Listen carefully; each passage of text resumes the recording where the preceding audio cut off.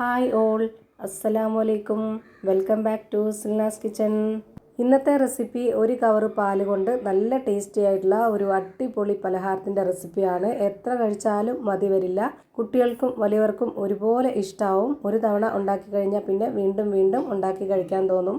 അത്രയും നല്ല സോഫ്റ്റ് ആയിട്ടുള്ള പഞ്ഞ് പോലെ വായിലിട്ടാൽ അലിഞ്ഞിറങ്ങുന്ന ഒരു അടിപൊളി മധുരത്തിൻ്റെ പലഹാരമാണ്. ഇതെങ്ങനെയാണ് തയ്യാറാക്കുന്നതെന്ന് അറിയാനായിട്ട് വീഡിയോ സ്കിപ്പ് ചെയ്യാതെ മുഴുവനായിട്ടൊന്ന് കണ്ടു നോക്കണേ. റെസിപ്പിയിലോട്ട് കിടക്കുന്നതിന് മുമ്പായി സിൽനാസ് കിച്ചൺ ചാനൽ ആദ്യമായിട്ട് കാണുന്നവരാണെങ്കിൽ പ്ലീസ് ഒന്ന് സബ്സ്ക്രൈബ് ചെയ്തേക്കണേ. ഒപ്പം തന്നെ ഈ വീഡിയോസ് നിങ്ങൾക്ക് ഇഷ്ടപ്പെടുകയാണെങ്കിൽ ഒരു ലൈക്ക് ചെയ്ത് ഷെയർ ചെയ്ത് സപ്പോർട്ട് ചെയ്യാനും മറക്കരുത്.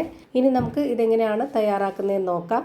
ഇതിനായി ആദ്യം തന്നെ സ്റ്റവിലേക്ക് ഒരു പാൻ വെച്ച് കൊടുത്ത് ഫ്ലെയിം ഓണാക്കി കൊടുത്തിട്ടുണ്ട്. ഇതിലേക്ക് ആദ്യം തന്നെ ഒരു കവർ പാൽ ഒഴിച്ചു കൊടുക്കുന്നുണ്ട്. ഈ ഒരു പാലിനനുസരിച്ചാണ് ബാക്കിയുള്ള എല്ലാ ഇൻഗ്രീഡിയൻസിൻ്റെ അളവും ചേർത്ത് കൊടുക്കുന്നത്. നിങ്ങൾക്ക് എത്രയാണോ ഈ പലഹാരം വേണ്ടത്, എത്രയാണോ പാലെടുക്കുന്നത്, അതിനനുസരിച്ച് മറ്റ് ഇൻഗ്രീഡിയൻസിൻ്റെ അളവും വ്യത്യാസം വരും.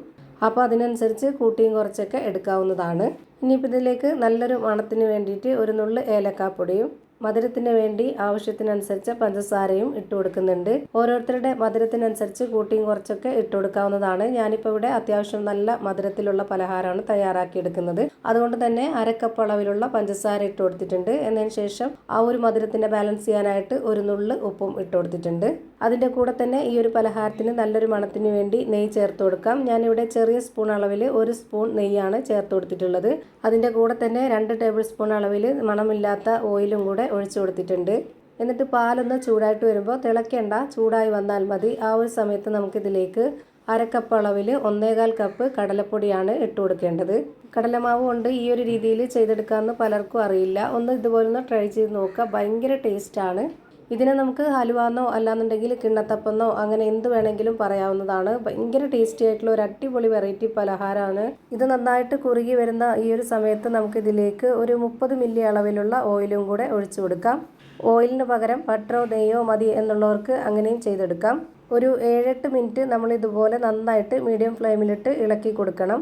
ഇത് വെന്തോന്നറിയാനായിട്ട് ഇതുപോലെ ഇളക്കി കൊടുക്കുന്ന സമയത്ത് പാനിൽ നിന്നൊക്കെ വിട്ടുവരുന്ന ആ ഒരു ടൈമുണ്ട്. അപ്പോഴാണ് നമ്മൾ ഇതിൻ്റെ ഫ്ലെയിം ഓഫ് ചെയ്ത് കൊടുക്കേണ്ടത്. കുറച്ചുകൂടെ ഓയിലോ ബട്ടറോ നെയ്യോ ഒക്കെ ചേർത്ത് കൊടുക്കണം എന്നുള്ളവർക്ക് അങ്ങനെ ചേർത്ത് കൊടുക്കാം. ഇപ്പോൾ അതിൻ്റെ ആവശ്യമൊന്നും വന്നിട്ടില്ല. ഞാൻ ഇത്രയും തന്നെ ചേർത്ത് കൊടുത്തിട്ടുള്ളൂ. എന്നിട്ട് തന്നെ നല്ല സോഫ്റ്റും സ്മൂത്തും നല്ല അടിപൊളി ടേസ്റ്റൊക്കെ ആയിട്ട് കിട്ടിയിട്ടുണ്ട്. ഇപ്പോൾ ഈ ഒരു പാനിൽ നിന്ന് വിട്ടുവരുന്ന ടൈം ആയിട്ടുണ്ട്. ഇനി നമുക്കിതിൻ്റെ ഫ്ലെയിം ഓഫ് ചെയ്ത് കൊടുക്കാം.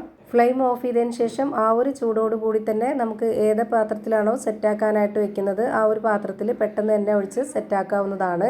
ഞാനിതുപോലെ ചോറ് കഴിക്കുന്ന സ്റ്റീൽ പാത്രമാണ് എടുത്തിട്ടുള്ളത്. അതിൽ കുറച്ച് നെയ്യ് ഒന്ന് സ്പ്രെഡാക്കിയതിന് ശേഷമാണ് ഇത് ഒഴിച്ചു കൊടുത്തിട്ട് ഇതുപോലെ ഒന്ന് കറക്റ്റ് ലെവൽ ചെയ്ത് കൊടുക്കുന്നത്.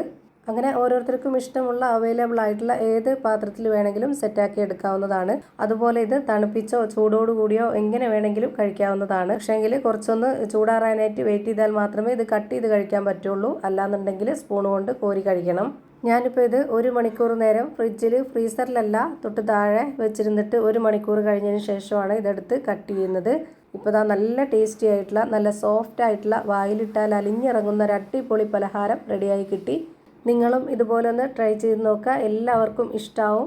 ഞാനിപ്പോൾ ഇവിടെ ഈ ഒരു ഷേപ്പിൽ കട്ട് ചെയ്തെടുക്കുകയാണ്. ഓരോരുത്തർക്കും ഇഷ്ടമുള്ള ഷേപ്പിൽ, ആകൃതിയിൽ, വലിപ്പത്തിലൊക്കെ ഇത് കട്ട് ചെയ്തെടുത്ത് കഴിക്കാവുന്നതാണ്. അപ്പോൾ ഇത്രയേ ഉള്ളൂ ഇന്നത്തെ വീഡിയോ ഇഷ്ടമായ ലൈക്ക് ചെയ്യാനും കമൻറ്റ് ചെയ്യാനും ഷെയർ ചെയ്യാനും മറക്കരുത്. അതുപോലെ തന്നെ ഞാനിടുന്ന പുതിയ വീഡിയോസ് നോട്ടിഫിക്കേഷനായിട്ട് കിട്ടുന്നതിന് വേണ്ടി സബ്സ്ക്രൈബ് ചെയ്ത് ബെല്ലൈക്കൺ അമർത്തി അതിൽ ഓൾ എന്ന ഓപ്ഷൻ എനേബിൾ ചെയ്ത് കൊടുക്കാനും മറക്കരുത്. പുതിയൊരു വീഡിയോയുമായി വീണ്ടും വരും. Thank you for watching.